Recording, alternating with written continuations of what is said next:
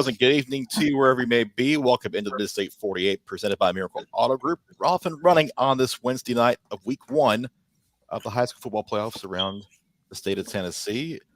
My name is Chris Brooks. If you've not been on the show before, welcome in for the first timers. So let's go 5 wide tonight.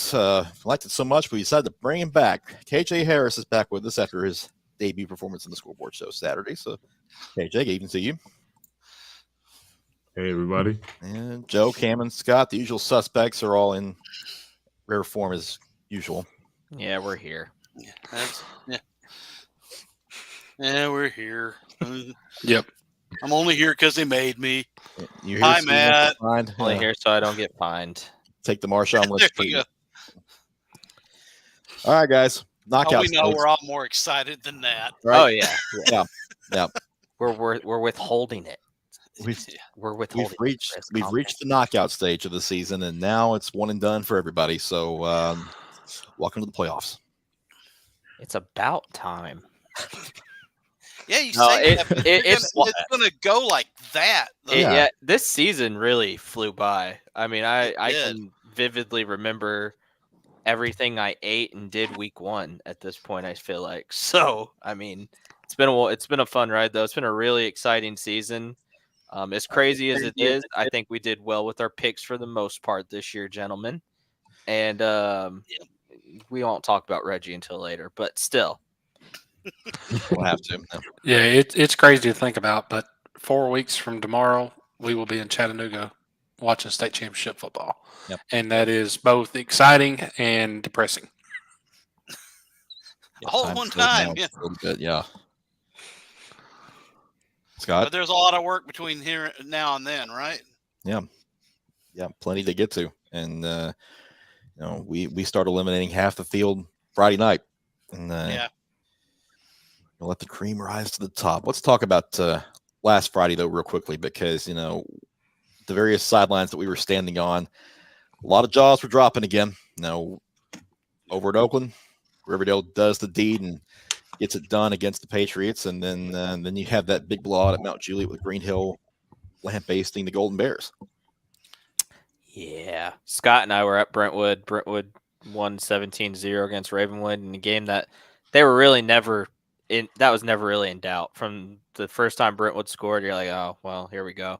But after the game, as the celebration's going on, we're standing next to each other and we're just watching my phone, seeing the score update, seeing you post the updates, and it's like, oh, okay, that's weird. And early in the game, we see Green Hills up 28-3, and it was a wild week 11.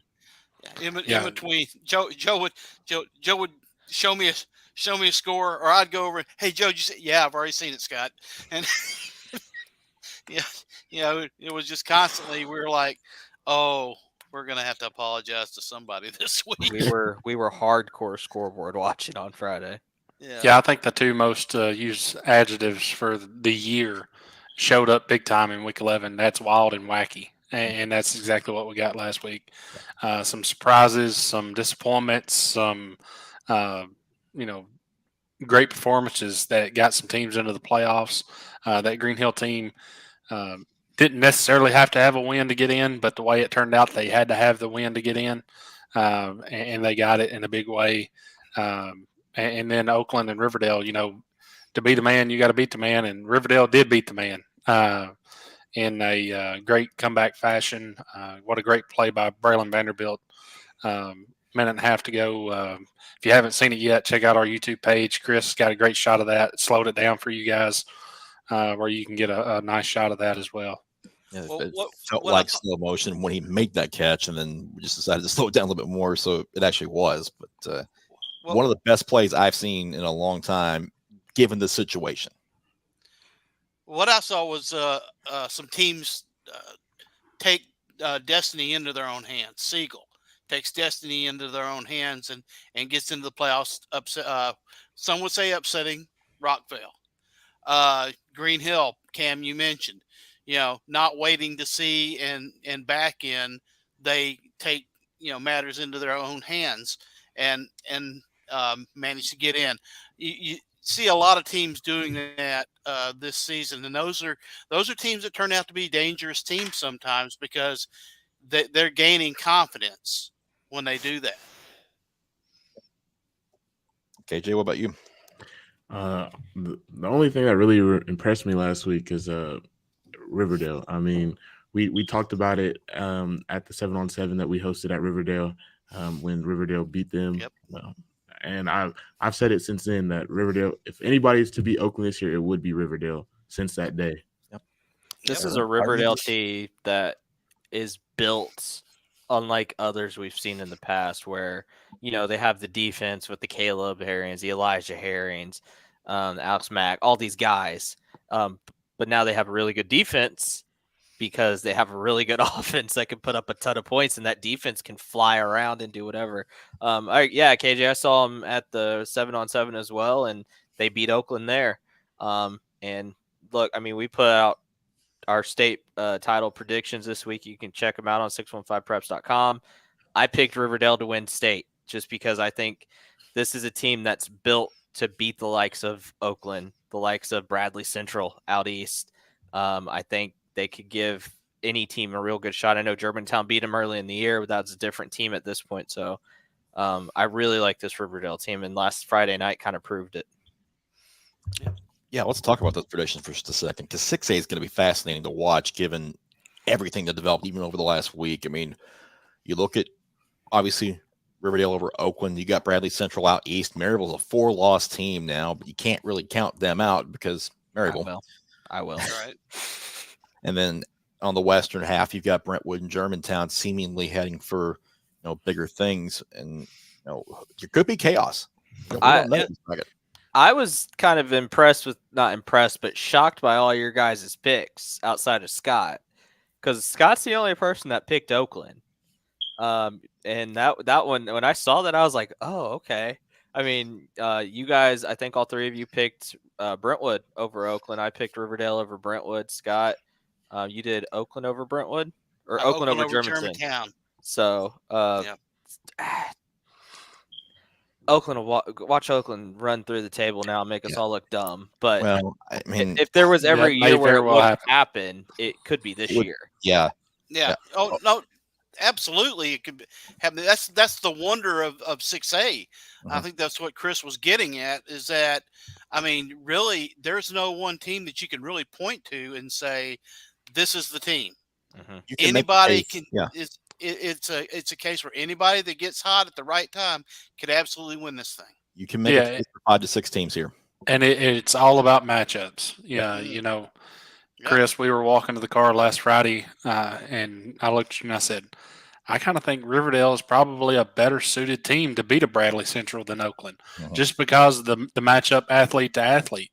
But at the same time, Oakland has the experience. They have the championship grit. We saw it when Riverdale tied at 17-17.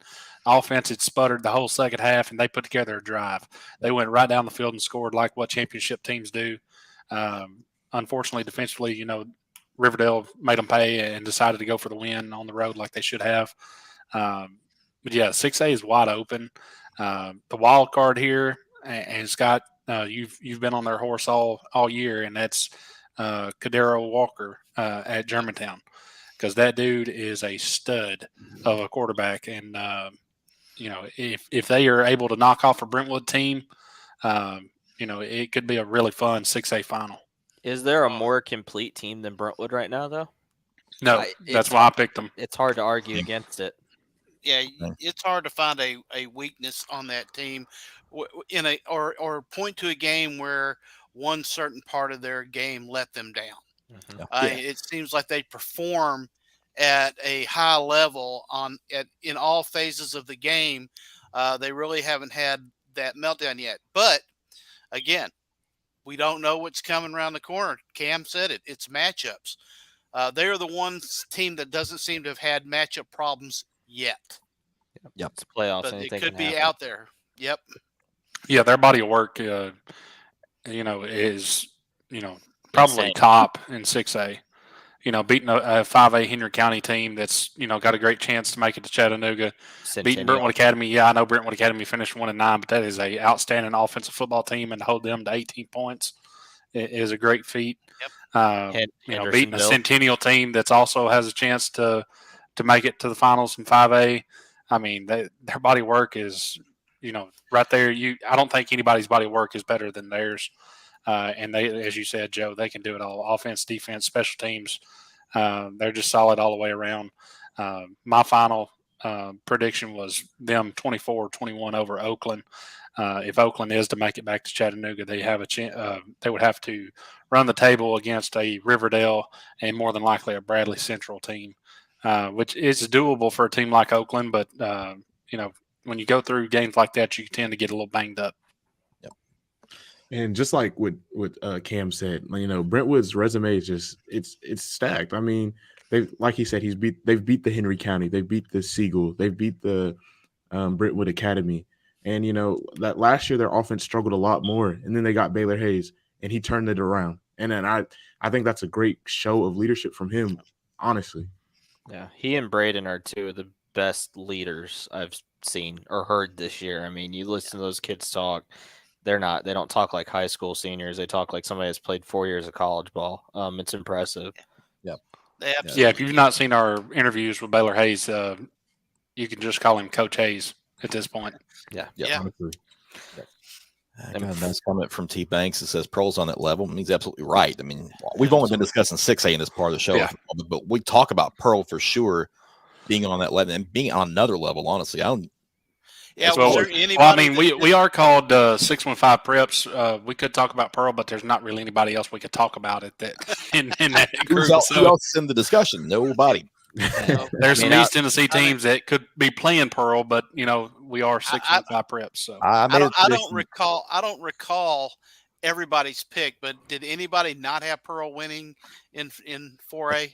No, we were all uniform on 5A, 4A, and 3A. Yeah, and I decided that whoever gets there against Pearl is not going to have a fun time. No, not at all. No, I think mine was 48-19 over Elizabethton in the final. And you want to talk about a complete team?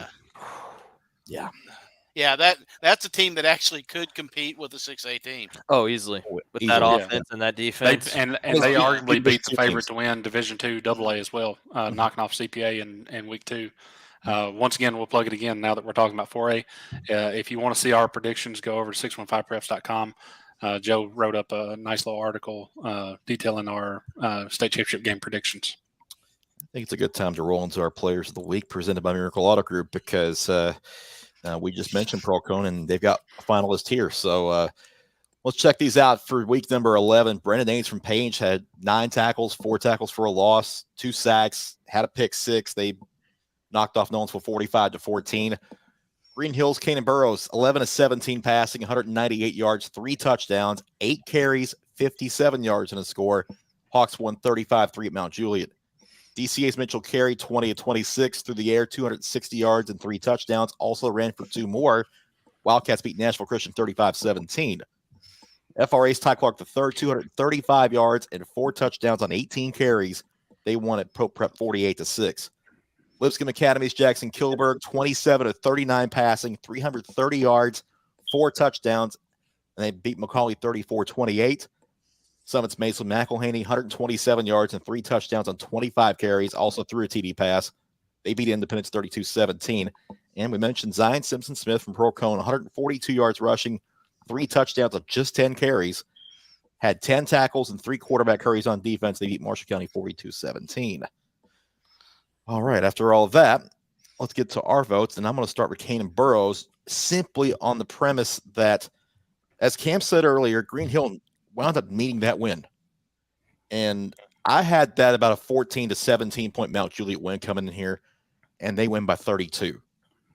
Green Hill does. So for that type of flip, you have to have somebody that just absolutely balls out.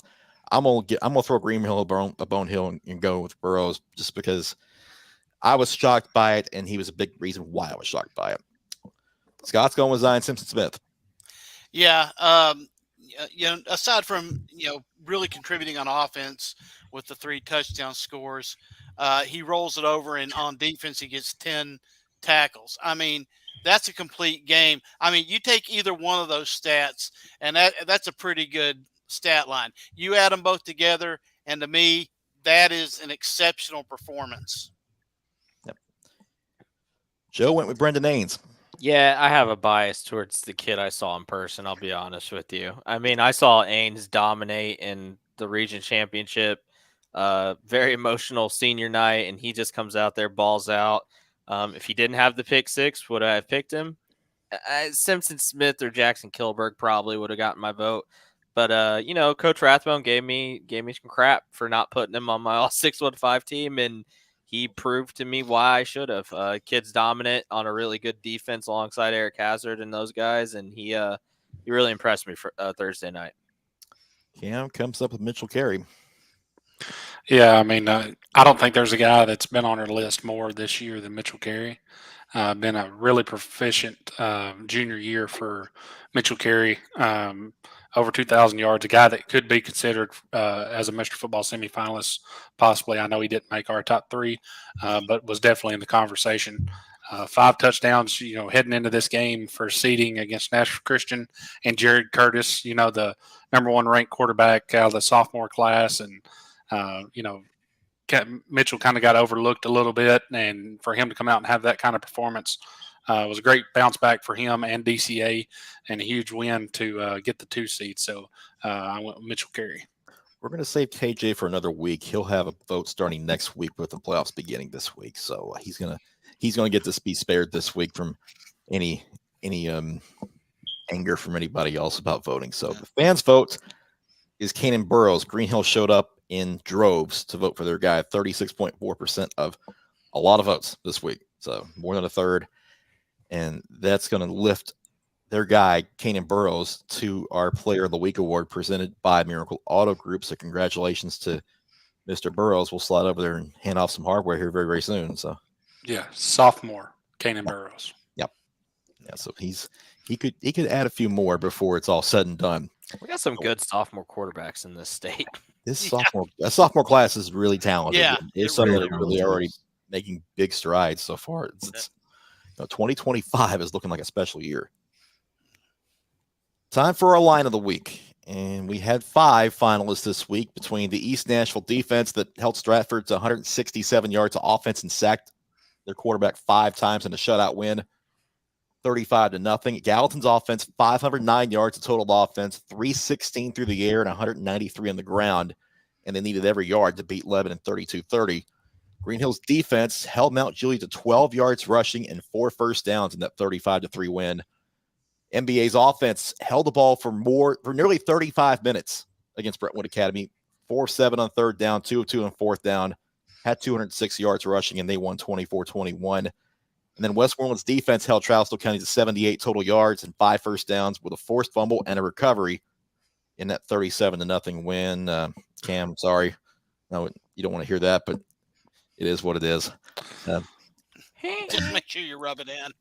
Well, my condolences. What can you do when a player like Cole Gregory goes down? I mean, my condolences there. So Other guys step up. Well, Joe, some of us didn't go to 6A schools like you did. There we go. Fans, you guys voted on this. It's completely your award, and congratulations to the Green Hill defense. They're going to sweep the awards this week. 36.4% of the vote going to the Hawks. So it is a Green Hill sweep between Kanan Burrows and the Green Hill defense. I think that's well deserved. Of our Miracle Auto Group Players of the Week. And as always, every Monday you can vote beginning at noon on 615preps.com for these finalists, and tell us who you think you want to see to win the awards. So congratulations to the Hawks, and they're faithful for voting. And Scott, you've got something real quick. Well, I was just going to say, and everybody's eligible again, right? Everyone's Playoffs started. Yep. So everybody They're be all back eligible in next play. week. Tyson Walcott, we're looking at you. New season. They're all back in play starting this week. So Yep. definitely could have some 2 or more, even more time winners. Honestly, we don't restrict them for the rest of the year. Not in the playoffs. All right, let's hear from Miracle Auto Group while we got a chance. Hi everyone, it's Jim Galvin, Miracle Ford. Great news, beginning now. When you need service, we can come to you. I think this program is great because as a college student who doesn't have time to go anywhere or do anything, this program really helped me just to get my car worked on. I could stay in work and continue to do my job. It's convenient, it's super quick, not expensive at all, so it's a great program. I really recommend it. Just give it a check out. Are you ready for the miracle. Hey guys, make sure you go down and see our friends over at Miracle. They treat my wife's cousin just went and bought a car from there last week, and they do a wonderful job. She was really excited about that. So make sure any of our sponsors, you make sure that you support them because they support us. Yeah, plenty of new vehicles available there at Miracle Ford. F-150s, Explorers, Expeditions, Escapes, Edges, Broncos, Bronco Sports, you name it, we got it. So just come down and make sure you tell them 615 Prep sent you. Right. Absolutely. Something else that KJ gets to be spared for this week is apologies because he hadn't made any picks yet, but we did, and we screwed up. So it's our time to make amends for our misdeeds and terrible picks like we usually do every week. So time for us to say we're sorry.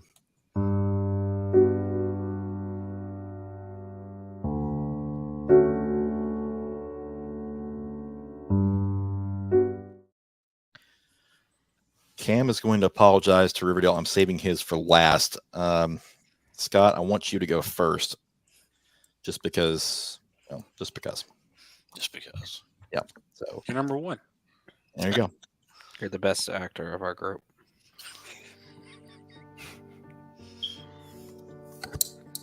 Summit. I'm so very sorry. I should be flogged. I should be purged. I didn't believe. I honestly didn't believe. Wow, that Spartan pride. You should have just had Leonidas kick me down the hole. I'll try to be better. I'll try to do better. And I'm sorry.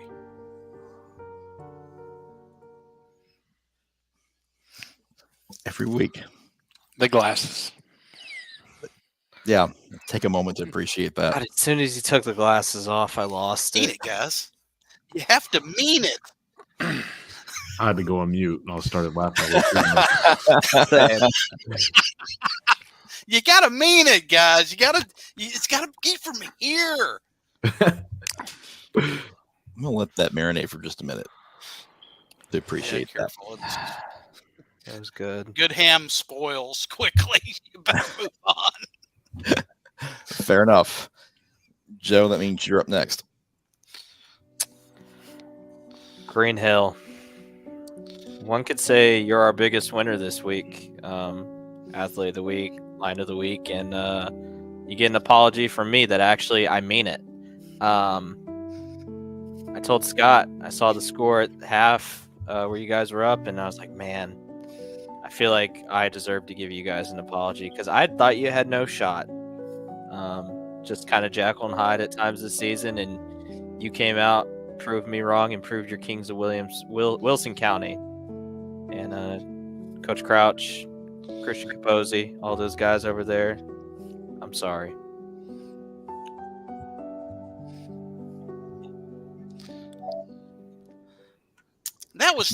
That I could feel that. I could feel that through the screen, Joe. You really didn't mean that. I think Penny behind me just added to the ambiance of it all. What have you been feeding her, Joe? Life.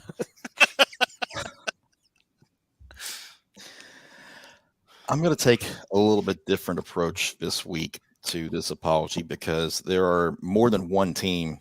There are several teams, in fact, that honestly deserve it. I singled out several teams last week and picked against quite a few who needed the win to get in. So to Eagleville, to Westmoreland, Gallatin, West Creek, and Siegel. You were the five that I picked against to lose those elimination games. And you proved me wrong. And not only that, you got yourselves in the playoffs by doing so. I didn't want to leave anybody out. You all deserve your spot in the postseason, and you deserve an apology from me for that. I didn't believe in you. Didn't trust you. You proved me wrong. All I can do is say that I'm sorry and I wish you the best of luck in the postseason. But do understand that all bets are off from here. Still, congratulations. I'm sorry. Oh, look at me. I'm Chris, and I can apologize to several teams at once, you cheater. When you Yeah. when you make But the if- rules, you can do that. Yeah. I mean, We had talked about that you're gonna- earlier in the year. You missed one thing though. You got to pull out the old scroll paper and read off the He list. did. Well, You gotta I mean, put if- paper in front of your if face. you're, well, that's Chris. If he's going to pander, he's going to pander to everybody. That's fair. Right. Yeah. I mean, we're gonna do this the right way, guys. We Come on. have one more good one coming Yes. at some point. Well, it's right now actually. So No, I'm talking about a spoiler for weeks to come. fair enough. Fair enough. All right, here after Riverdale's huge 25-24 win, I'm a little bit biased to Oakland as Coach Tracy was my coach when I went to Charles County. So this one's a little bit tough for me to do, especially to a former Friendship Christian player as well. So I'm kind of double whammied here with Brock. But, man, what heart and resilience you guys showed in the second half.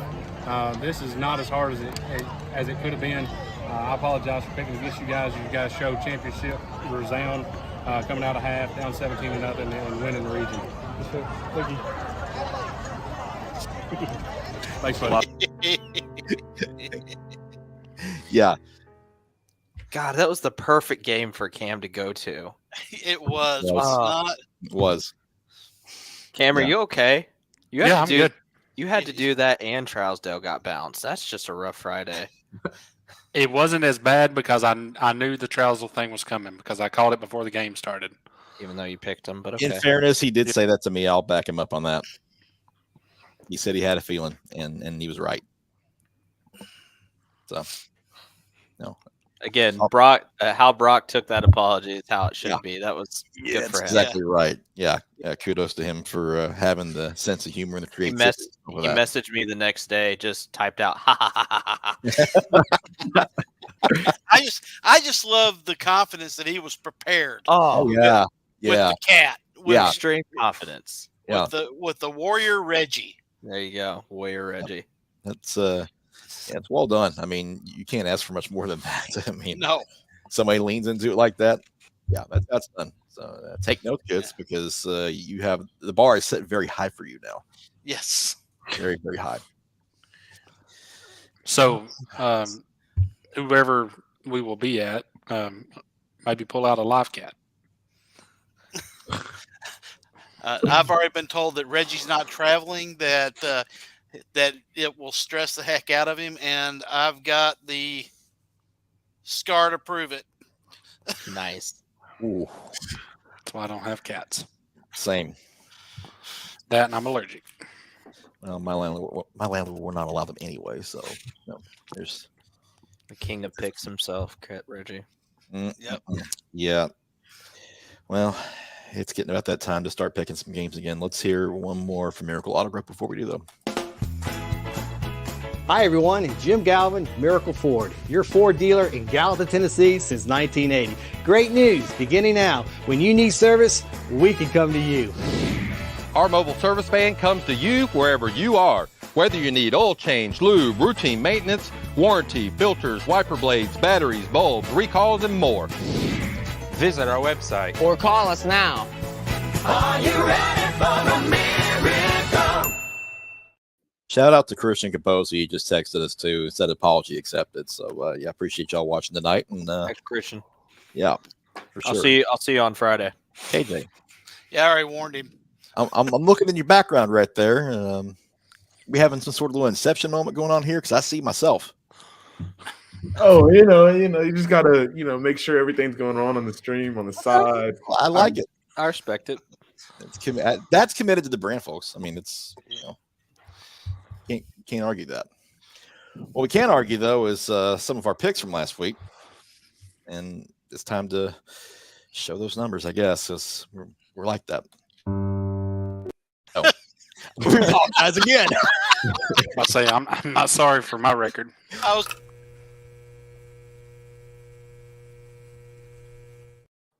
Yeah. We took 20 games last week, and the records reflected. Oh. We're a little closer to 500 than usual. And then there's Reggie. Cam, we did okay. Yeah. Yeah. But The Reggie amount is of popped up again. freaking told you so's. Good Lord. He was making up for lost time. He's averaging one a week. I want Yeah, Reggie. it's I need Reggie to have a better record than the fans. That would just be. It could happen. He dang near It's last never year had happened. a better record than I did. Scott, I wouldn't have told nobody that. Hey, I'm leading right now. I can say that. That's fair. That's a fair point. It won't be long, but right now I'm just going to enjoy it because by the end of the season, I'll be down here in the middle or at the bottom, and nobody will remember the time that Scott was at the top. Remember when he said that week 3 and he's still on top? Yeah. Hey, here's a better race between the four of us. I mean, we're 4 games apart, so revel in the fact that we're all around 79% for the year. Hey, I got my 7th told you so. Nice. Still waiting on my first, but I'm used to that. Okay. Awkward pause for effect. I was just basking in it. Just keep it up there as long as you want to. Hey, you're not by yourself anymore, though. No, you're not. No, I'm not. You have company. You have company in first place. Oh, I know. I know. Cam's right there. It's getting real competitive out here. Joe, you feel a little slighted that he had mentioned you there? Or my bad. Huh? That was Cam's second place. I don't know. I'm off my rocker tonight. Let's go. It happens. A lot of red on that pick sheet from last week, and then fans also picked up a told you so with DCA. We didn't acknowledge that, but they got one, and Reggie got Green Hill over Mount Juliet. Yeah, that was another thing when Joe saw that. He's like, I'm going to have to apologize. And that dang cat. Yes. Yeah. We paraphrasing right there, I believe. But yeah. No comment. And just on that screen alone, he was 3 points away from having 2 more told you so's. Yeah. That's ridiculous. Yeah. Yeah. That Macon County game, if they don't botch the snap, who knows? Mm-hmm. They botch the snap and get that 2-pointer. Yeah. Crazy. Lots of crazy, but we decided to spice it up a little bit this week for the playoffs beginning. So we picked every game, but we also added a little bit to it. We'll start with Gallatin and Oakland, and 87% of the fans on the Patriots, and we're all pretty one-sided on Oakland, with the exception of Reggie. Of course. Cam's got 38-24. I'll start with him. Yeah, 38-24. I think Oakland's offense, Dwan Morris and Ashton Jones would just be too much for Gallatin. This Gallatin passing attack, with what I saw from Oakland's defense, I mean, Gallatin's passing attack is not Riverdale's passing attack, but it's still pretty good. And Jackson Straup, as a sophomore, is a up-and-coming quarterback. As we mentioned, sophomore class is loaded in our state. I expect them to score a little bit against Oakland, but ultimately it's just going to be too much Oakland. You got it. Go ahead, Scott. Well, I was just, at one point I was sitting here while I was looking at this game, I was wondering, did Riverdale wake a sleeping giant, or did they actually find an actual weakness in the Oakland defense being able to throw for 310 yards? And the one thing I was looking at with this game and looking at is that Gallatin doesn't have Brock Montgomery. They don't have Keyshawn. They don't have all the weapons that Riverdale has. And because of that, I thought Gallatin would score. They'd score early. But, second half, Oakland would start putting it away. Yeah, I think Gallatin woke up a sleeping, or I think Riverdale woke up a sleeping giant. I think Gallatin maybe scores late, but Oakland controls this game. Through the best way to keep Jackson Straup off the field, run the ball. And that's what Oakland's going to do. So, yeah. And I agree with you, Joe. I feel like that it left a bad taste in their mouth. I feel they played a great game in the first half, and then a region championship slipped out of their hands. I think they're gonna take that out on Gallatin this year or this week. Yeah, I'm concerned that this is a guy in Brinkley for Gallatin has been hampered by a hamstring issue last couple of weeks. He needs to play and he needs to be effective for Gallatin to have any shot here.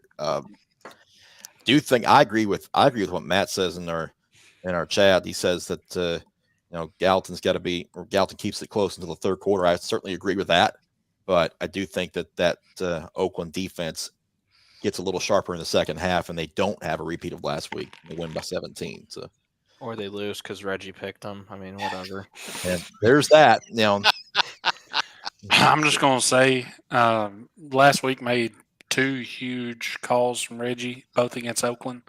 If that happens, Oakland may put out a hit on Reggie. Very possible, Scott. You might want to watch it and get some security. Reggie has security already. And nobody messes with her cat. On to the next one. It's Green Hill at Riverdale, and kind of that part of the bracket as well. We're all on the Warriors this week. 85.4% of the fans also taking Riverdale. A little bit kind of in the same boat. We're all in scores here. So, Scott, why don't you start us off this time? Well, if this wasn't a playoff game, this might scream trap game for me with Riverdale. They might look past them to the next, but this is the playoffs, and that's not going to happen. I don't think that the Warriors will take their foot off the gas. I think it could turn into a track meet early. If it does, I don't think that really benefits either team, quite frankly. I think that Green Hill's got to stay even with the Warriors and not get one-dimensional. This Riverdale team has 16 sacks and 10 on the year. So Green Hill is going to have to find a way to get out in front and I think try to run the ball and keep it away from Riverdale's offense. Yeah, I'll bring my running shoes on Friday because I think a lot of points are going to be scored in this one. I agree with you, Scott. I think if this was for both teams, they're coming off these highly emotional wins over their biggest rival. If this was a regular season, you could argue trap game for Riverdale. Maybe Green Hill gets lost up in the moment and they get blown out.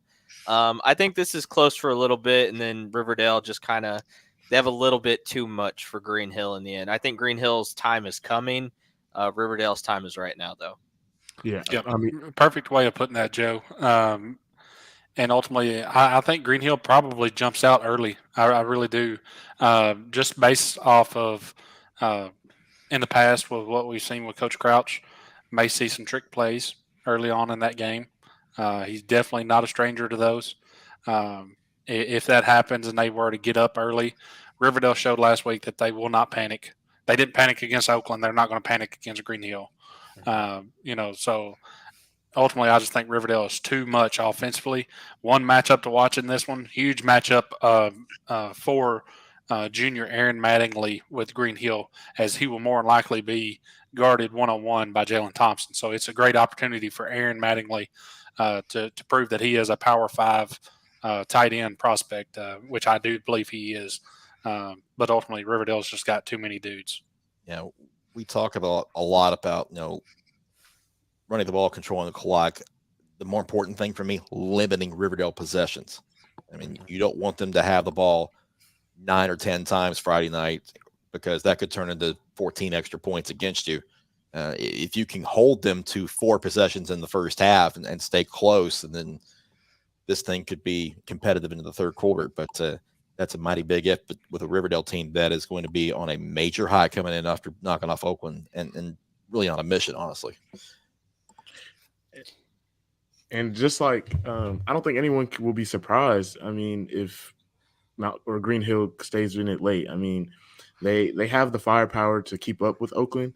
They just have to, like Joe said, I think stay or not just one dimensional. If they can limit them coming one dimensional, it could be they can stay with them until late in the game. Mm-hmm.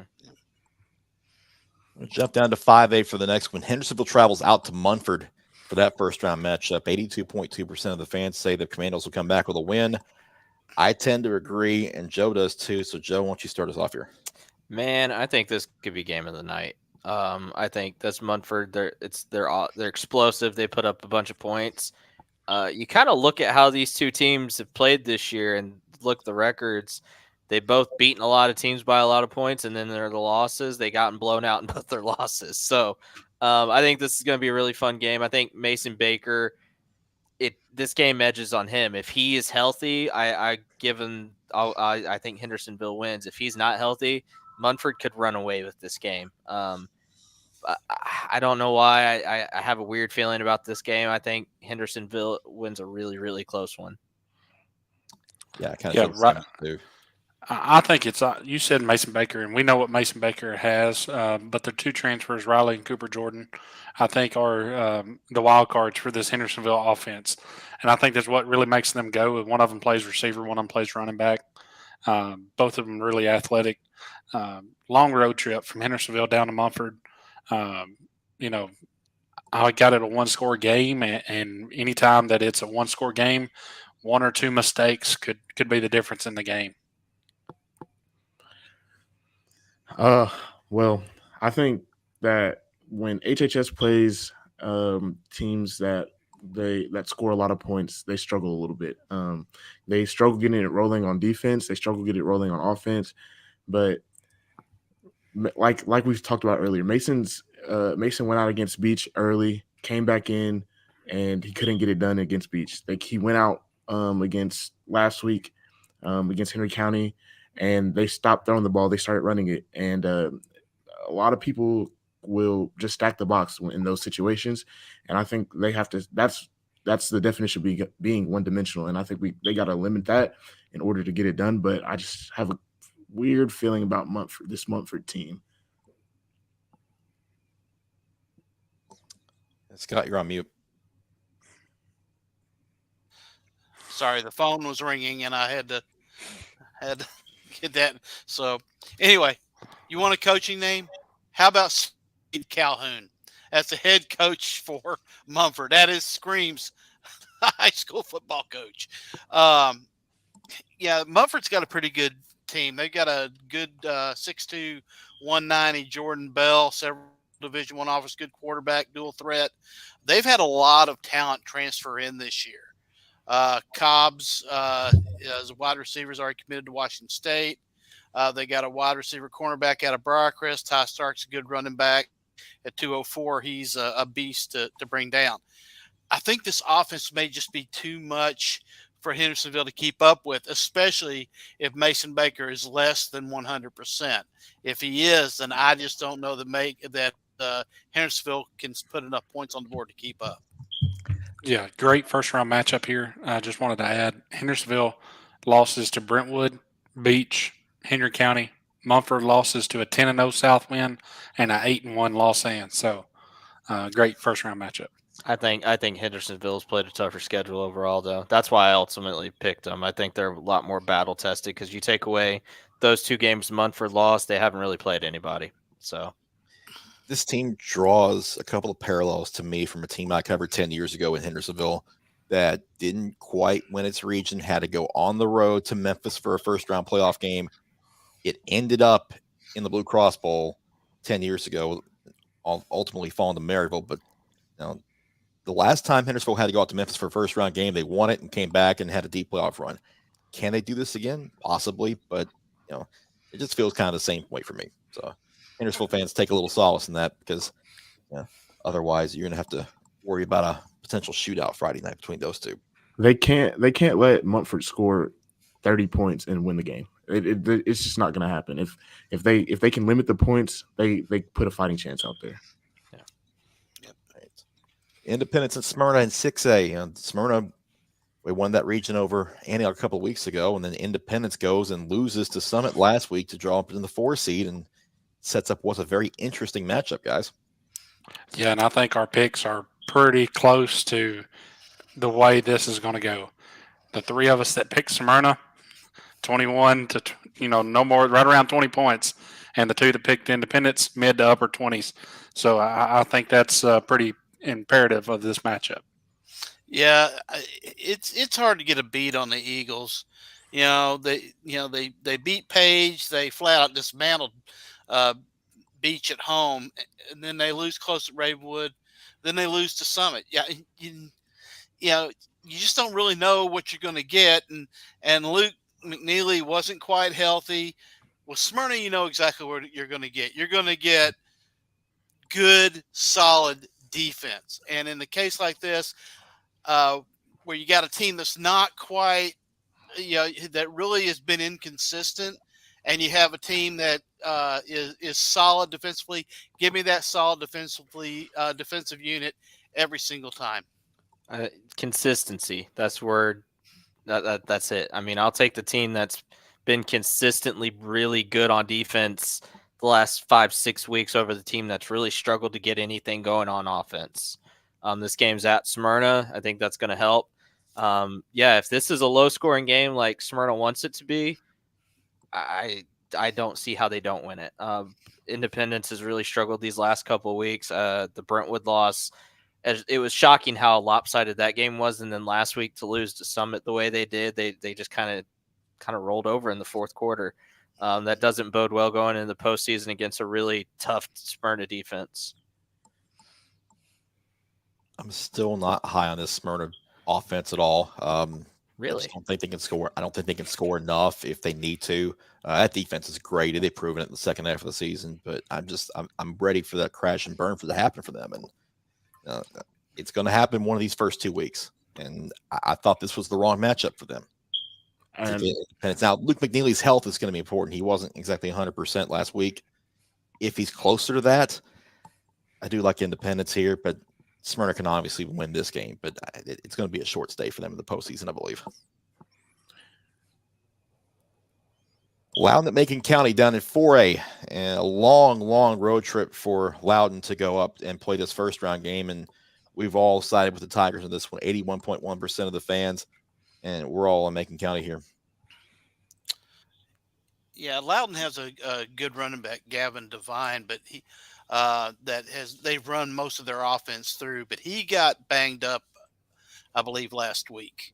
And if he can't go, or if he's less than 100%, that plays right into the Tigers' hands. If they have to depend on the passing game, their junior quarterback has turned the ball over, and I think that that being said, Macon County's defense is just too good and really opportunistic. I think that Gabe Borders could easily get a pick six or Macon County could get a fumble return. The Tigers have this ability to score in any way, shape, or form, however it takes. And I think that playing at home, Macon County is just too tough at home. That's a long drive for Loudon. Give me the Tigers. And I think that's going to be a big factor. I mean, they can get it done in all three phases of the game. They get it done on offense, they get it done on defense, and they can also get it done in the kicking game. And I feel like that makes them very unique in this game. Yeah, and I mean, you have one team that, they were coming into the postseason on a really high, and they had a tough, what could be considered a letdown game last week, but they still found a way to win it. Late in the game against Stone Memorial, a 15-14 win for Macon County. And Loudon is coming off disappointment of what would have been a region title if they were able to knock off Red Bank, a 14-0 loss in week 11.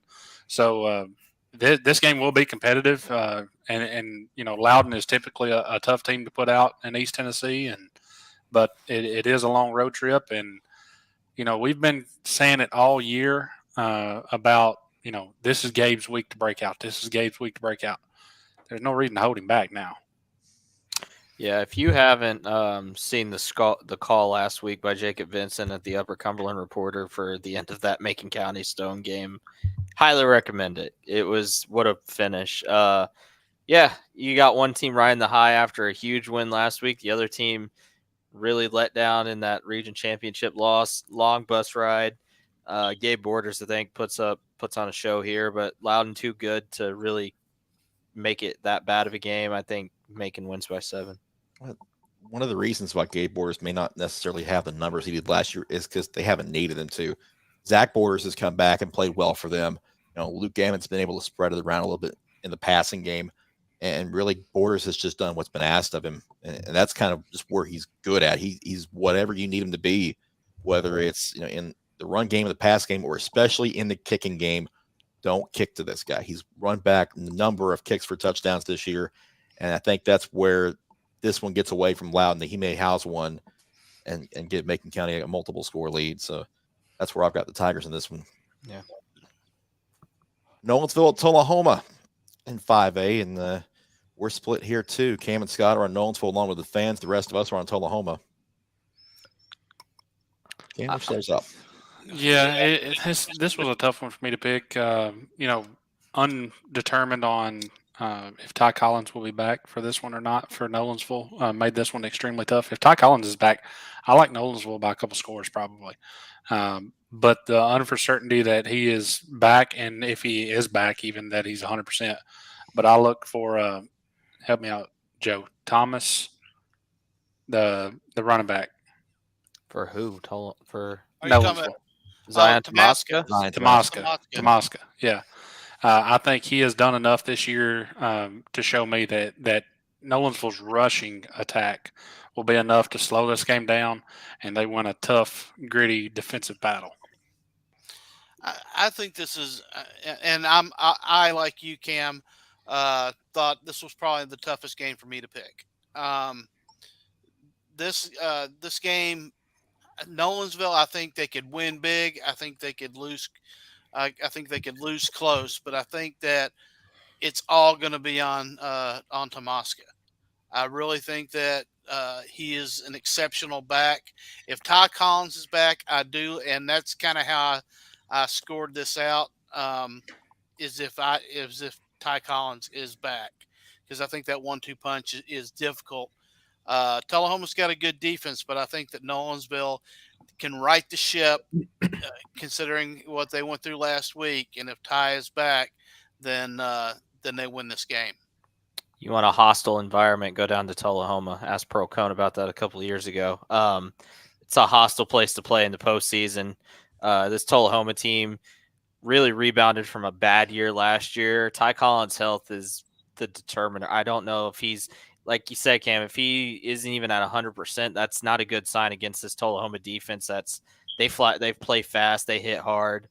I think this game could go either way. This was one of the harder games for me to pick this week, and not confident either way, to be honest with you. So I just kind of went with the home team here. And I also went with the home team, and it's more because of the Tullahoma defense. I know they're fast, they're physical, they fly to the ball, but I just like we talked about, Ty Collins being back, that's going to be a more important factor, and this was a harder game to pick. I'll throw out a name for you. Grant Chadwick from Tullahoma.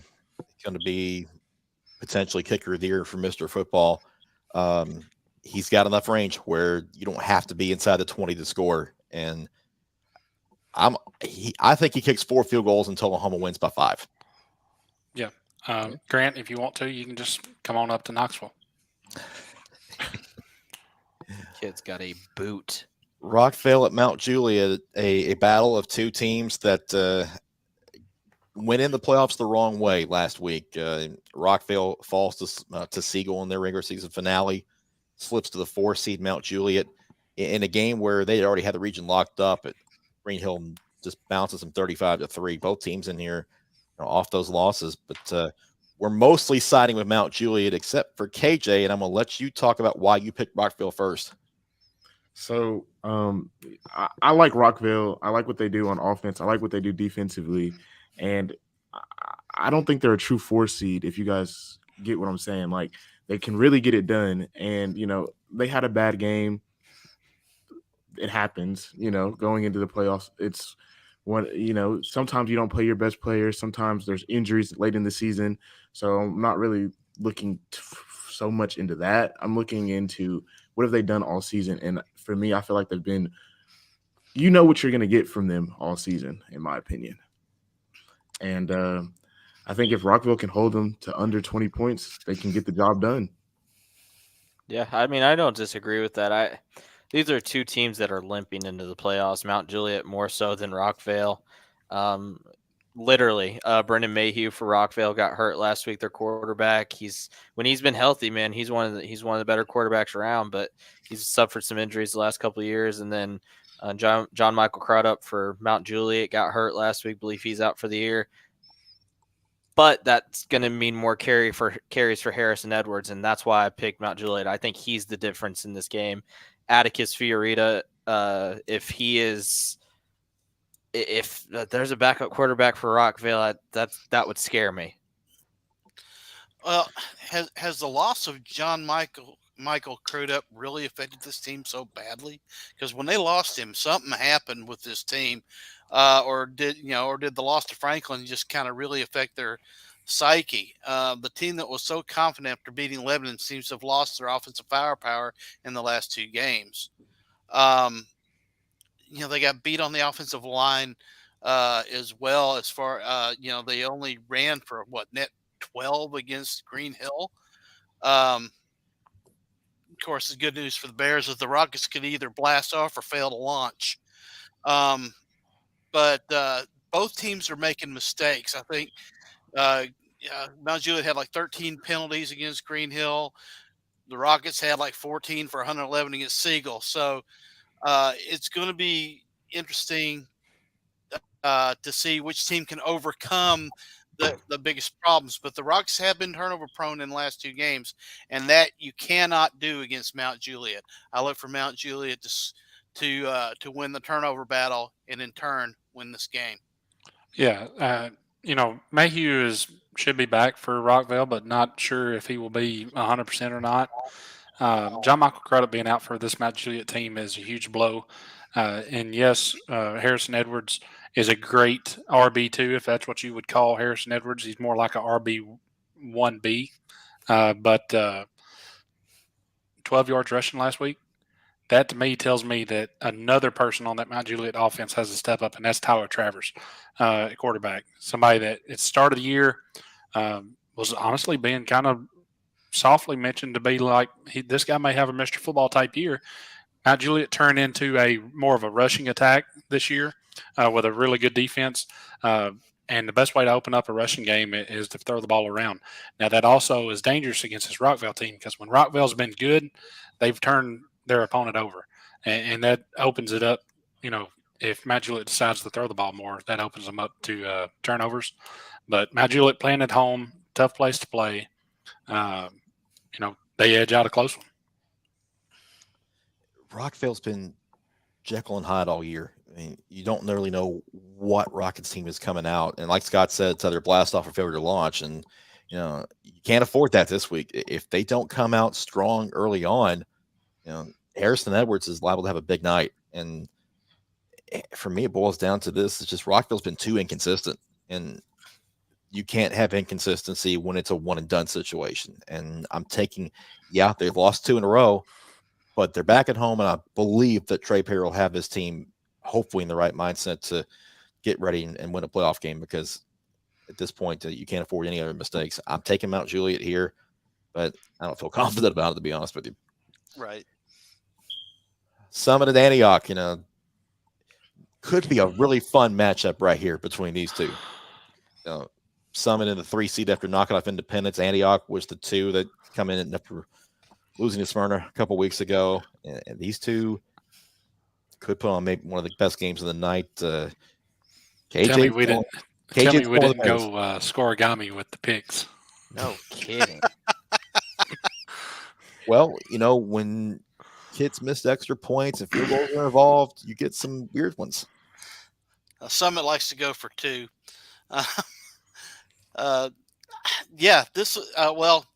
KJ and Reggie are the only ones who win Antioch. I should let KJ go first.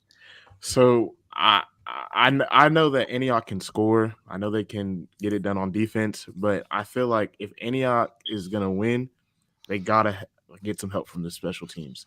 Or if like we talked about, Summit goes for 2 a lot. They've got to be able to, step up to that moment and be able to make those big plays. And I feel like they have the better chance to do it. Why, KJ? Why? I don't have. You gotta throw that up there, Chris. I better not. I don't have a state championship ring because of it. I feel Okay, you. there you go. He can tell the story, and that'll be all fine, well, and good. This one was hard for me to pick, to be honest with you. Antioch hasn't been in this position before, and Summit has. That's why I ended up going with the Spartans. Brian Coleman. He knows what to do here. These players, maybe some of them were freshmen or sophomores on that team a couple of years ago that won the state or went to a state title. Summit wins ugly games right now. They have since the way Twins have been gone, and I think they do that. If Antioch gets a win here, it's going to be because Andre Adams has a monster night. Yeah, this was definitely a tough one to pick. At the end of the day, as you said, Joe, Brian Coleman's been here. He's done this. Devin Arnold's had a great first year at Antioch. I think he's a coach that is, has the potential to get a bigger job if he so chooses here in the next year or two. But ultimately, we were talking about a few weeks ago and expecting a possible Summit-Smyrna matchup in the first round. And we talked about how dangerous of a matchup that was for Smyrna because of Summit's rushing attack. And ultimately, that's why I had to go with the Spartans, is their ability to run the football. When it comes to playoff times, there's two things that most of your really good football teams are able to do, and that is run the football and play good defense. And Spartans do both of those. So that's why I lean Summit to win this one. Yeah, Brian Coleman. He always is has a really good defense, and I think that bodes one in the season. And Mason McElhaney, he's just they've got a soul crushing running game. McElhaney and his Cam Holdyears, his big blue wall. But the Bears have played good defenses before. They stayed in the game with Smyrna. Colby Coffey is a good runner. Andre Adams. I think this is a very, very close game. I think if the Bears can get out early, it all depends on if Antioch can finish. Summit has proved that they can of late. Antioch, I just don't know if they're there yet, but it wouldn't surprise me in the least if they come out and win here. Yeah, I just have to add one thing. Where was that big blue wall Saturday? They were at Summit. Oh, God. Hey, don't make the Wade boys come down and teach 200 plus rushing yards. All right, let's Matt, get him. Summit's recent form is kind of why I went with them. They've won 3 of their last 5. They played fairly well against Ravenwood, even though they lost by 17. They were close to beating Nolensville a couple of weeks ago, and then they do beat Independence last week. They gave Brentwood a game. They did, yeah. Although it wound up being a shutout, 20-0, they still gave them a pretty good game for a while. Just a better form here for a Summit team that's starting to find their legs again with this group after the Wade twins graduated a couple of years ago. And for me, it comes down to who makes their 2-point conversions and who misses them. And I think the Summit will make more than they miss. So give me the Spartans by field goal. Sycamore at Liberty Creek. Now you're wondering why we got this game on there. It's Liberty Creek's first ever playoff game at home against a Sycamore team with a sophomore named Hicks Hunter, who is a big key to this ball game. But we do have the Wolves winning this one across the board, guys. So Scott, start me off. Yeah, well, you talked about Hicks Hunter. He broke the Sycamore season rushing record this year, 1,653 yards on 197 carries. Good running game, average 6.5 yards a carry. Offensively, there's nothing to sneeze at with this team. It's defensively where they have the problem. They give up like 48 points a game. Liberty Creek's got kind of the similar problem, but they have played very, very cohesive of late. Their defense has been better. I think Coach Alexander's got this team running on all cylinders. They stayed with a good East Nashville team. They scored and played well against a really good Westmoreland defense. And when it all comes down to it, give me the team with Brian Rager at quarterback. Yeah, you said it. If you don't know the name Brian Rager, we had him as a Mr. Football semifinalist, and I think that's definitely deserving. But yeah, it's going to be a great atmosphere at Liberty Creek, first home playoff game. They do things right out there as early on in school. What a job Coach Alexander's done with this group. We saw them a couple times last year, Scott. I know, man, you saw them a couple times. Yep. They definitely looked like a first-year school last year. And for them to make such a big jump in year two is a testament to the job that he's done and his coaching staff. But, yeah, Brian is a great quarterback. And as you said, Sycamore has struggled all year with giving up points. And I think Liberty Creek's played the better schedule. So ultimately, give me Liberty Creek. And as you can tell by our predictions, we expect some points in this one. Who thought he was going there? Who thought he was going? Give me Liberty Creek or give me God, I mean, I've played for Coach A. I've played for Coach McFerrin. Played it with Brian. All that good stuff. I mean, Brian's always he's got great IQ. That's the one thing I'm super impressed with him about. His IQ is unmatched. I like what he's doing this year. He's slinging the ball. I mean, at Beach, he didn't get an opportunity to show off that arm talent that he does have, and he's scoring 40 points a game for the last 5 games. If he can score more than 40 points again, I like him in this game. You got a defense that's struggling against Brian Rager. Give me Brian Rager. Yeah, same. I think Liberty Creek jumps out pretty quickly and pulls away, but we see some points from Sycamore late and maybe in some garbage time I think this gets over 70 as a result. So, but take the over. Take the over in that one. Over. There you go. For entertainment purposes only. Yes. Yes, please. Exactly. Let's make that 100% crystal clear. So we're all on the Wolves this week. 67.6% of the fans are as well. So that brings us to our Spotlight Series game, Stewart's Creek at Ravenwood in 6A. This thing is an interesting matchup because Stewart's Creek's backfield could give Ravenwood some problems. Definitely could. Kenny Jordan, Note, anytime, I mean, 6A, you see it a lot when they have duos like that. But what Kenny Jordan has been able to do for that Stewart's Creek team, they were a good football team. We expected them to be a playoff team before he transferred in. But what he's been able to do, adding a second weapon, not only on just offense, but on special teams as well, has been huge for that team. Ravenwood, I mean, I wouldn't say it was a disappointing loss last week. I think it was disappointing not to put points on the board for sure against a Brentwood team. But that's a game that I think Coach Hester will probably tell you, we want to see those guys again. So he's not and anytime two good teams meet, you would rather lose the first one than the second one. So I think he's okay with that. Ultimately, I picked Ravenwood close in this one. Playing at home is a huge advantage for Ravenwood. There'll be a huge home crowd there for them. And I think Stewart's Creek has had a good year. But like I said, Ravenwood, just too much quarter pace, too much defense, home field advantage. Give me the Raptors.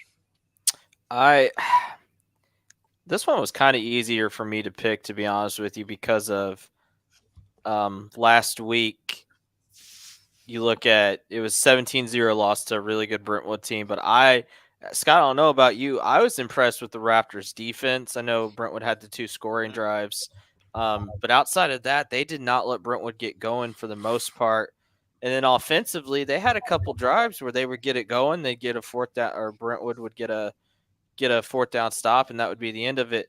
As good as Stewart's Creek has been this year, that's not the Brentwood defense that Ravenwood's going to be going against this week. I think Ben Hubbard, Carter Pace, I think those guys have big nights, and disappointing, I think, would be the best way to describe last week, Cam, to be honest with you, because to get shut out by Brentwood in the region title game, Coach Hester's too good of a coach to let his guys stay with that loss. They're going to be amped up for this game, and I think Ravenwood, I think they jump out big early. Stewart's Creek gets a couple of late scores, but I got the Raptors rolling in this one. Yeah, you really look at the results of the Brentwood game and you shake your head. then you look at the sideline and you discover why. I mean, this team has been swarmed by the injury bugs. Injuries in key positions on offense. They keep the defense on the field way too long. And when you do that against a Brentwood or an Oakland, of course, you're going to give up points. Stewart's Creek is not Brentwood or Oakland. They are an intriguing team. But teams that they beat are combined 27 and 43. They played slightly better out of region, but the key for them is going to be their ability to run on Ravenwood. I don't know if they can. That we saw a Raptor team that did a number on the Brentwood running game. Now, if they get Kenneth Jordan going, it might be enough to keep the Raptors' offense off the field and keep their defense fresh. But a couple of special team scores wouldn't hurt either. But I just think Ravenwood is just too tough of a defense in this game. A defensive coordinator of mine, Wiseman, once told me that to win games, you need to win possessions. And last week, only giving up 2 possessions, it's not bad against a high-powered Brentwood team, But like we said, guys, defense is going to be a big factor in this game. I don't think that Stewart's Creek can run the ball on Ravenwood's defense, and I think that's going to be the difference maker that night. A little bit more challenging for Ravenwood this week because Stewart's Creek gets their running backs involved in the passing game, both Otay and Jordan, especially Kenny Jordan. You see him on a circle route out of the backfield, they're going to find him, and he can make it that extension of the running game. So they don't necessarily have to run the ball. They just got to put the ball in the hands of their playmakers. That's why I have us a little higher scoring, because this could get into a back and forth a couple of times down the field. But I think Ravenwood does have big nights from their receivers, and ultimately Stewart's Creek's defense can't keep up. And I think that maybe they get one late to make it closer than it really was. But like Ravenwood here, I do think that they're going to make some noise in this postseason, and should be a fun one over there. I'll be over there for that one as well. So be a good night for it. But Reginald needs to make his pick.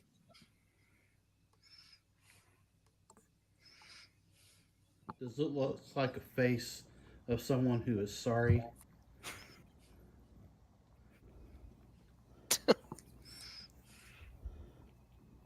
Reggie, you're spoiled rotten. And here's his choices. Immediately. He's checking them both out. And he is picked. He is eating. And he has selected the Ravenwood Raptors. We had a flip-flop. Yeah, he usually goes and checks out, and he'll check out the other one, and then he'll go back to the first one. But this time he went with Ravenwood, and that's evidently he was still upset that that I didn't pick Riverdale last week. My heart dropped when he went over to Stewart's Creek played. I'm not even joking. Yours did. I'm the ones covering the game. Yeah. Oh yeah. Yeah. Oh no. Yeah. Oh well, he went to Ravenwood, so hopefully I feel better about that. Let's get to the recap screen because we got to get out of here very, very soon. Oakland, Gallatin. Reggie's going with Gallatin. The rest of us from the Patriots. We've all got Riverdale over Green Hill. The fans are taking Hendersonville, so am I. So is Joe, and the rest of them are on Munford. Cam and Scott and Joe are on Smyrna. The rest of us on Independence. We've all got Macon County over Loudon. I've got Tullahoma. Joe has Tullahoma. KJ has Tullahoma. So does Reggie. Cam and Scott are on with Nolansville, and so are their fans. And KJ's got Rockville over Mount Juliet, and the rest of us on the Golden Bears. KJ and Reggie are teaming up to take Antioch over Summit. We've all got the Spartans on the other side of the screen. It's Liberty Creek across the board over Sycamore, and it's Ravenwood across the board over Stewart's Creek. And that, my friends, is all the damage we can do for round one playoffs. What is the TV game this week? It is Columbia at Centennial. Okay. It's TV game this week. That one just missed our cut for the top 10. Could be a good game. Yeah. Let's see. Somebody had a question here. Yeah, let's hit him up. It was also Wyatt. Who do you guys think that the underdogs will be for the playoffs? Anybody question. have an underdog? Yeah, it's a good question. You want to go around the table and list one like KJ raised his hand. We'll let him go Great. first. Let KJ go. I think that my guys in Shackle Island are the biggest underdog in the playoffs, and that is not bias. That is a fact. Oh no bias at all. No, man. None whatsoever. None. Zero. who wants to go next? A team that wasn't on our potential spoilers list that could make a run. Yep, go for it. I'll go next. NBA D2 AAA. I think the Big Red have figured out how to win games. They've had a good defense this year.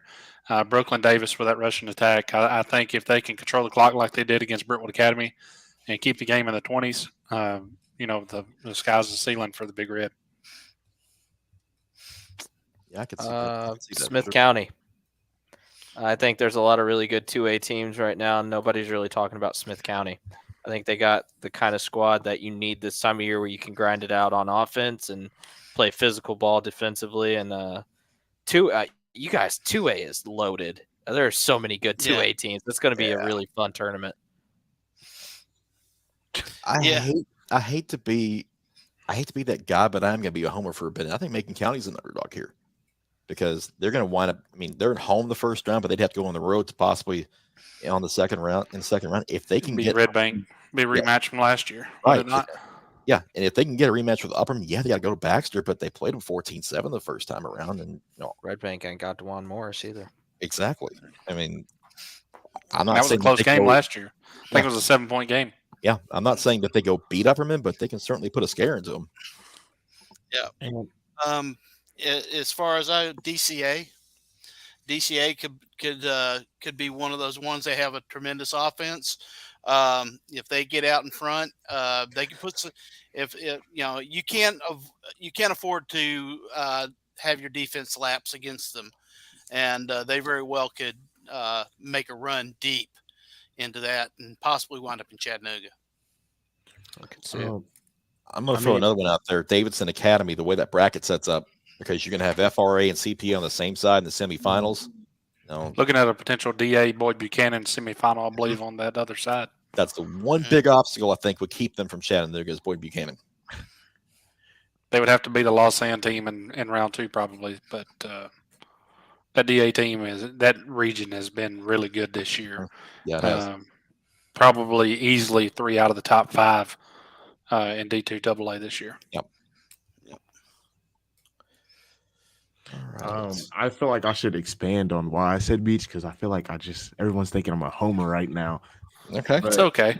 I feel like their defense has definitely stepped up in the second half of the season, and I think they're just now really understanding what Caden Powell can do for the offense, and not trying to put him in the old offense, if that makes sense.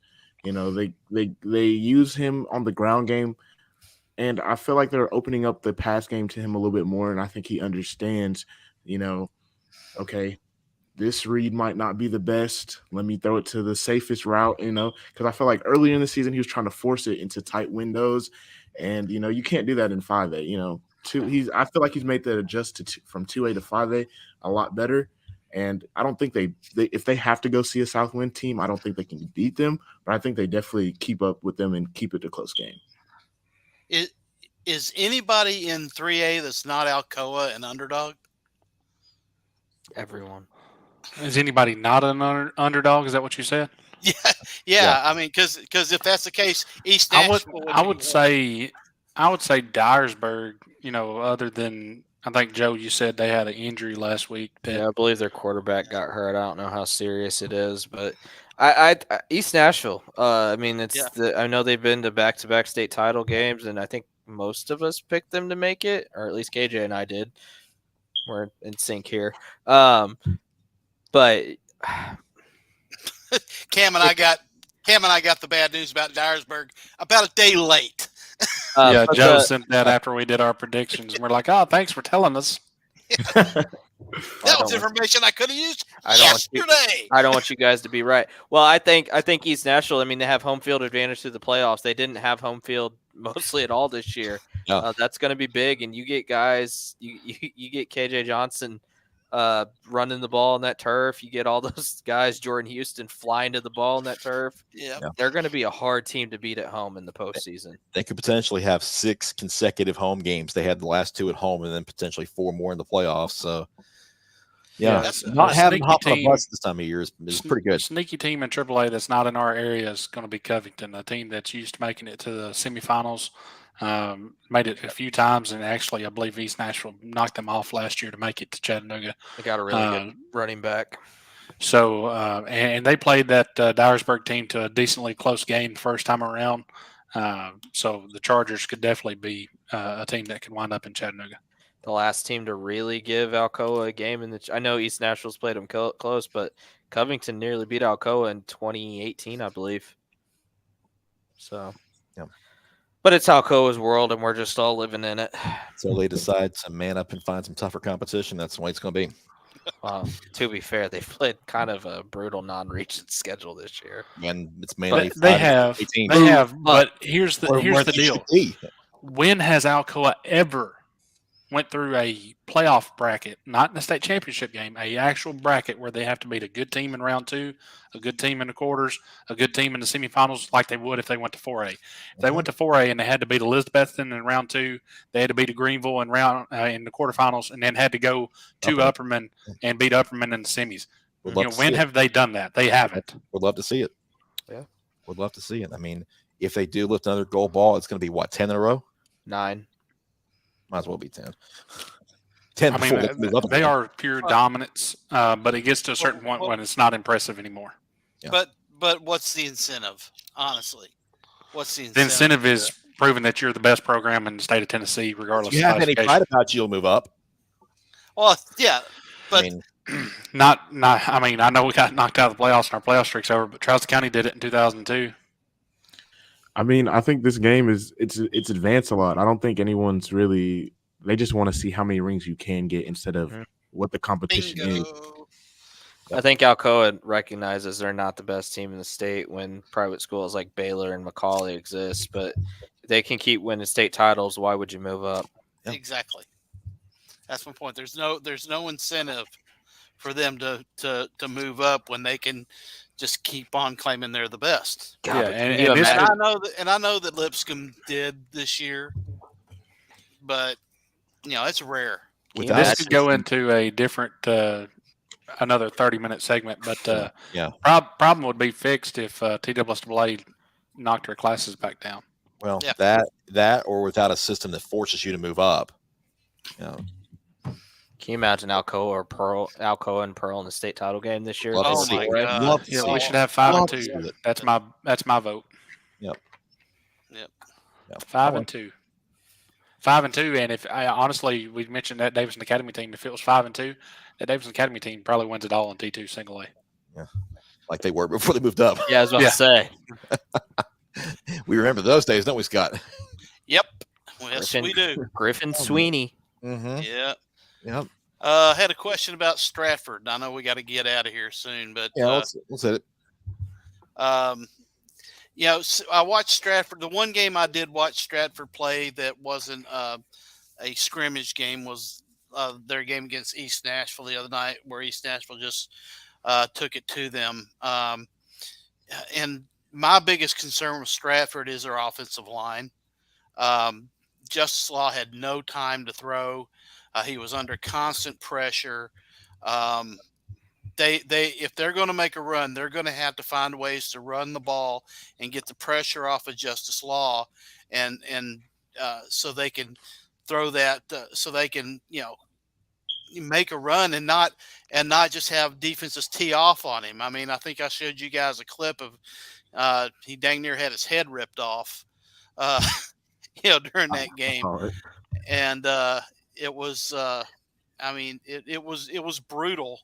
I hand it to him for playing tough, but it was just a brutal game. Now, they were playing probably the best team in 3A in East Nashville, but it was just they're going to have to do something with that offensive line to make them to give themselves a chance. Yeah, it's real simple. for me with Stratford. I think Justice is going to get his. I think he's a Mr. Football finalist, as he should be. He's had a great year. Defensively, they gave up way too many points this year. And ultimately, if they lose Friday night, it's going to be because they gave up too many points. It's not going to be because of Justice. I'm going to throw this up there on the screen. We were talking about Alcoa for a second. Sorry to break this up, but Dalton makes a great point. Alcoa shut up a CPA in 2014, the championship game. Westmoreland scored 29 points in that CPA team in the second round. This is before the private split off. Yeah, and potential spoiler, I have it as my D2 AA matchup, but that was a Gary Rankin Alcoa versus a CPA team. I have that Gary Rankin versus CPA in the D2 AA final for me. As do I. Same. You ain't special. Hey, that game can be special though. In fact, we all had CPA Boyd championship game in that one too. So yeah. Yep. Yeah, that's a Boyd Buchanan team that nobody's really talked about this year, but they went undefeated and surprise, surprise, the greatest high school football coach in Tennessee history is back to doing what he does best. Hey, Jordan, we were were just talking about you. Yeah, might be 30 seconds late. There we go. Yeah. I think they got the talent to make it back to Chattanooga. It's just a matter of Alcoa is still there. If it was any other team there, but I mean East Nashville. I mean year one against Alcoa, they had their chances. Alcoa kind of rolled. Year two, much closer game. I think if that pick six doesn't happen, we're talking about that scenario. That little brief series is about a 3-minute window. We talked about this all weekend last year. Yeah. That 3-minute window going into halftime, it went from being a 1-score game to like a 15-point game. And, they let Alcoa recover a kickoff that went down to like the 25-yard line. Just some mistakes that, I'm sure Coach Stewart was, kicking himself, couldn't believe it, and ultimately I think that's what cost them the game. But yeah, East Nashville definitely has what it takes to get back. Just have to stay focused and limit mistakes. They're still a pretty young football team for the most part. Really good sophomore in KJ Johnson, and got a good quarterback too. Yeah, Martez Lamb is good. Has a cannon for an arm too. That defense is actually very, very good. Yeah.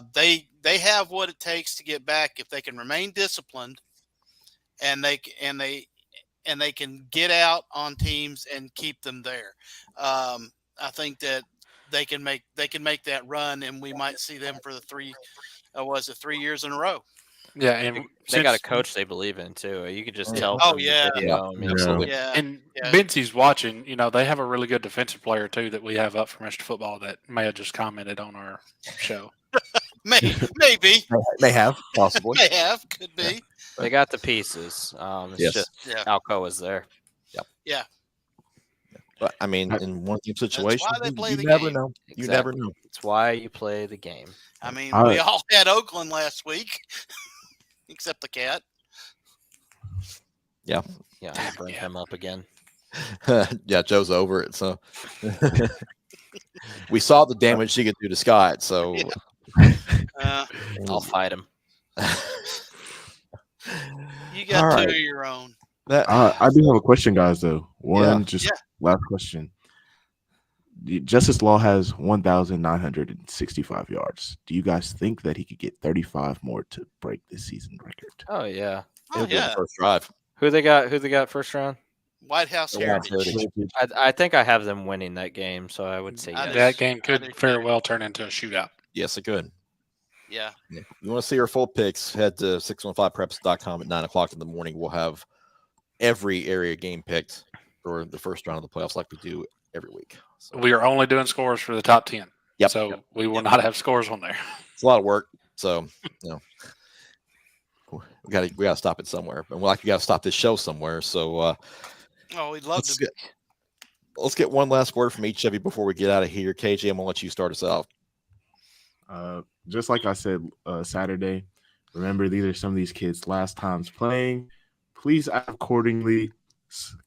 Pick them up if you see them down, but also enjoy the game and don't get caught too much into the game because at the end of the day, it is a game. Yeah, couldn't say it better. Enjoy the moments, both good and bad, because they're memories that will last a lifetime. For the seniors that play their last down of football, use the lessons taught on the football field to shape you into a man, because ultimately that's what your coaches are trying to do. Um, some great games this week. Gearing up for some really good games in the next few weeks. And as always, there's always a team that comes out of nowhere. We can try to predict who it is, but chances are we can't. Yeah, super excited for the playoffs, and may have something a little different coming for you Friday night. Yeah, Reggie and KJ, or not Reggie, sorry, Cam and KJ had more sentimental approaches. I'm all about plugging us in our social media right now, guys. We've seen our Instagram really blow up these last couple months. I've kind of, Chris and I have really taken charge of that, and we've seen it grow to over 2,000 followers now since the start of the year, which is incredible. Just want to thanks for all the support. We're currently at 4,677.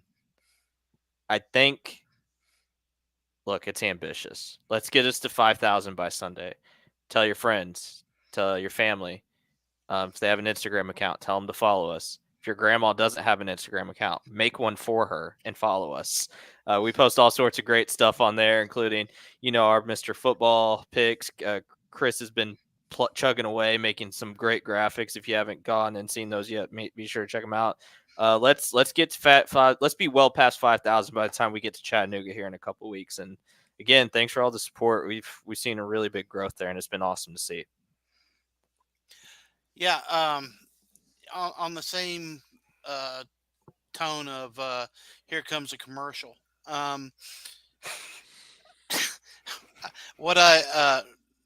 First of all, I want to thank our sponsors, Miracle Auto Group, Python Line Sets, Fifth Gear Technology. I hope I'm not missing one. But we have room on board for more sponsors, and if you want to sponsor our content, absolutely, we can fit you in at any price. If you want to sponsor a game, if you want to sponsor a segment, hey, we've got I'm Sorry out there, and nobody's sponsoring it, and it's one of our biggest hits on social media. It's an opening for a sponsor right there. But sponsorships help keep us going.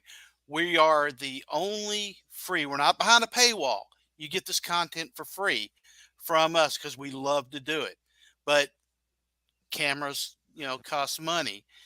Websites cost money, things like that. And I'm not complaining. We do this because we love it. But we need your support. We need the support of those who enjoy our content. So if you have it in you, if you know somebody who's looking to sponsor, please absolutely get them in touch with us, 615preps@gmail.com, and we can find a way to put your name on the game. Hey, Scott, I think we missed something tonight because we did. You just got a little shipment in that people have been asking about. Yeah. Do I need to go get it, or do you have actual? I'm going to mute you and you can go get it, and then we'll come back to it. All right. While he does that, I'll just go ahead and say that I love this time of year because it never fails. The first week of the playoffs is always cold as you know what, and I'm all for it because it's football weather. It just shows that November's here, fall's here, and we're that much closer to crowning some champions. Get out there to a game, dress warmly, get that hot chocolate or coffee or whatever they have in the concession stand, and take a deep breath and enjoy the nice, crisp fall air because it's here and it's the best time of year, everybody. I mean, I know that it's tough for players that lose.